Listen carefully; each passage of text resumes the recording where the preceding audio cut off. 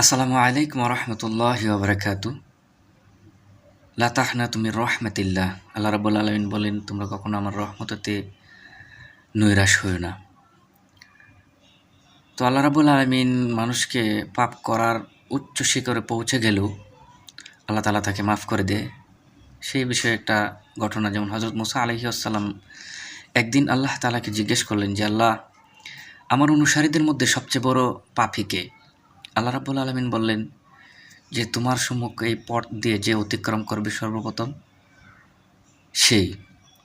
মুসা আলাইহিস সালাম বসে দেখলেন যে তার সম্মুখ দিয়ে একটি লোক একটি শিশু বাচ্চাকে কোলে নিয়ে জঙ্গলের দিকে চলে যাচ্ছে।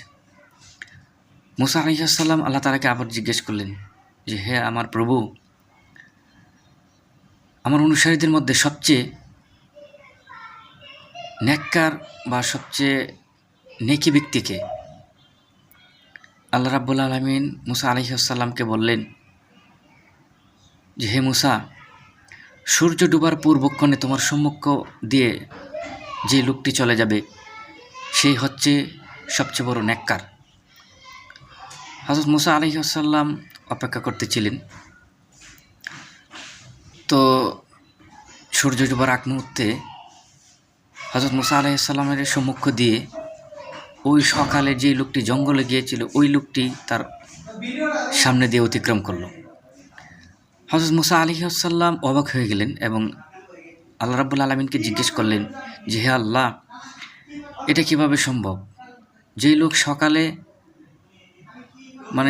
আমার কাছে সবচেয়ে বড় পাপিষ্ঠ হিসেবে প্রমাণিত হলো বা আমার সামনে দিয়ে গেল, এই লোকই আবার সবচেয়ে নেকি বা নেককার বান্দা কিভাবে হয়? তো আল্লাহ রাব্বুল আলামিন বিস্তারিত ঘটনাটা হযরত মুসা আলাইহিস সালামকে বললেন যে, এই লোকটি যখন তার বাচ্চাকে নিয়ে জঙ্গলে প্রবেশ করলো, তখন বাচ্চাটা তার বাবাকে জিজ্ঞেস করলো, বাবা, এই জঙ্গলের চেয়েও বড় কিছু আছে? তো ওই লোকটি বলল তার সন্তানকে যে, জঙ্গলের চেয়ে বড় হচ্ছে পাহাড়। শিশু বাচ্চাটি আবার জিজ্ঞেস করলো যে, বাবা, পাহাড়ের চেয়ে বড় কিছু আছে? তখন ওই লোকটি উত্তর দিল, বাবা, পাহাড়ের চেয়ে বড় হচ্ছে আকাশ। ছেলেটি আবার জিজ্ঞেস করলো তার বাবাকে, বাবা, আকাশের চেয়েও বড় কিছু আছে? তার বাবা বলল যে, আকাশের চেয়ে বড় হচ্ছে আমার পাপ, আকাশের চেয়েও বড় হচ্ছে আমার অপরাধ, আকাশের চেয়েও বড় হচ্ছে আমার অন্যায় পাপ। তো বাচ্চাটি আবার জিজ্ঞেস করলো, বাবা, তোমার পাপের চেয়েও কি বড় কিছু আছে? লোকটি আবার বলল যে, আমার পাপের চেয়েও বড় আছে, সেটা হচ্ছে আল্লাহ তাআলার দয়া এবং আল্লাহ তাআলার রহমত।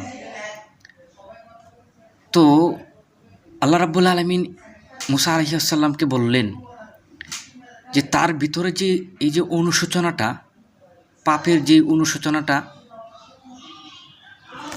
জেগে উঠল, সে যে প্রকাশ করলো, এতে আমি খুশি হয়ে গেছি। এবং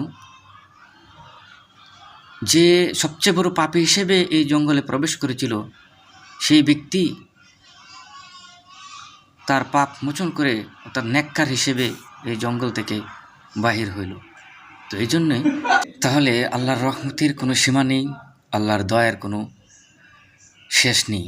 এই জন্য আমরা যে যত বড়ই পাপী হই না কেন, আল্লাহ তাআলার কাছে আমাদের পাপকে তুলে ধরবো, আল্লাহ তাআলার কাছে ক্ষমা চাইব এবং পাপের জন্য অনুতপ্ত হব। তবে এই ধারণা কখনোই রাখা উচিত নয় যে আমি পাপ করতেই থাকি, আল্লাহ তাআলার রহমত তো সীমাহীন, আল্লাহ তাআলা আমাকে ক্ষমা করে দিবে। এই ধারণা কখনোই রাখা উচিত হবে না। কারণ ওই ব্যক্তির যে অনুশোচনা, ওই ব্যক্তির ভিতরে যে অনুতপ্ত তার পাপের জন্যে, এটা আপনি আমার হাজার মানুষের ভিতরেও এই অনুতপ্তটা নেই, এই অনুশোচনাটা তৈরি হবে না। এজন্য আল্লাহর রহমতের উপর আশা রাখা, ভরসা রাখা, কিন্তু এই ধারণা কোনো সময় পোষণ করে না যে আল্লাহ তাআলা আমি যত পাপ করি না কেন আমাকে মাফ করে দেব, এই জন্য আমি যা ইচ্ছা তাই করতে থাকি। আল্লাহ রাব্বুল আলামিন বলছেন, ইন্নাহু কানা তাওয়াবা, নিশ্চয়ই আমি তওবা কবুলকারী। সুতরাং তওবা ওইভাবেই করতে হবে যেভাবে তওবা করলে আল্লাহ তাআলা আমাদেরকে মাফ করে দেয়, ক্ষমা করে দেয়। তো আমি এই ঘটনাটা এক জায়গায় পড়ছিলাম, তাই শেয়ার করছি আপনাদের কাছে। কেমন লাগছে অবশ্যই কমেন্ট বক্সে জানাবেন এবং পারলে শেয়ার করে দিবেন, যাতে অন্যরাও ঘটনাটা শুনতে পারে এবং নিজেদের ভিতরেও যাতে একটা অনুশোচনা তৈরি হয় এবং যাতে আল্লাহ তাআলার কাছে নত স্বীকার করতে পারে এবং নিজের পাপটা যাতে বুঝতে পারে। ধন্যবাদ। এই চ্যানেলে নতুন হয়ে থাকেন অবশ্যই চ্যানেলটি সাবস্ক্রাইব করে পাশে থাকা বেল আইকনটি বাজিয়ে রাখবেন। সেই সাথে ভিডিওতে লাইক না দিলে অবশ্যই একটি